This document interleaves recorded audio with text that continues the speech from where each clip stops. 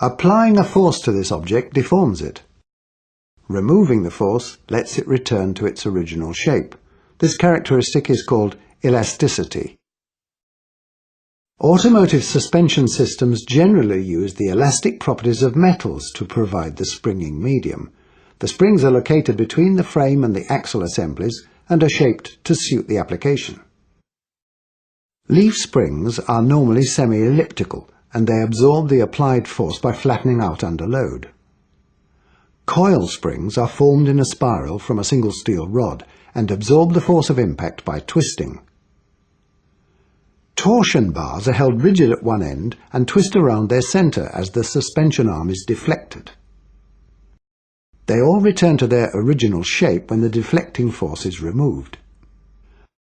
Non-metallic materials like rubber can provide the main springing action, but are more commonly used as stops to limit extreme suspension movement. The stops can also be shaped to provide an auxiliary springing function. In light vehicle applications, air is normally used only for ride height control.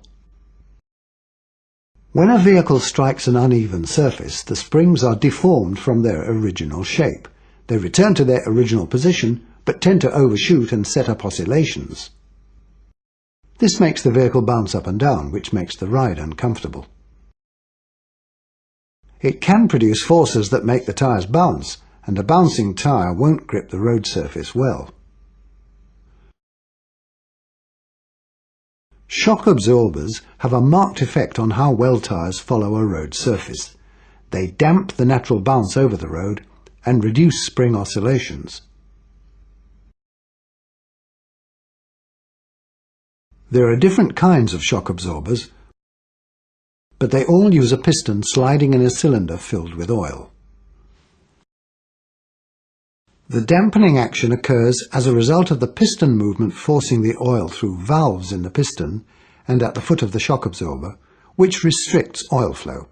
The oil heats up from this continuous movement as the energy of motion of the suspension is transformed into heat.